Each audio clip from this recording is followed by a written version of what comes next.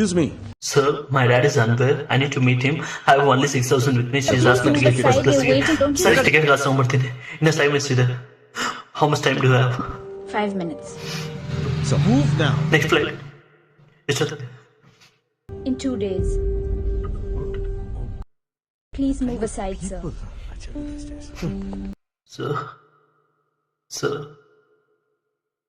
Sir, ಅಪ್ಪ ಹುಷಾರಿಲ್ಲ sir. I need to buy a ticket. It's an emergency, sir. When you're flying, you should bring money, okay? Sir, ma'am, ಅಪ್ಪ ಹುಷಾರಿಲ್ಲ ma'am. ಊರಿಗೆ ಹೋಗ್ಬೇಕು. Last flight ಇರೋದು. Just 5 ನಿಮಿಷ ಇರೋದು ಮ್ಯಾಮ್. ಬೆಂಗಳೂರಿಗೆ ಹೋಗ್ಬೇಕು ಮ್ಯಾಮ್. ಪ್ಲೀಸ್ ಟಿಕೆಟ್ 5 ನಿಮಿಷ ಇರೋದು.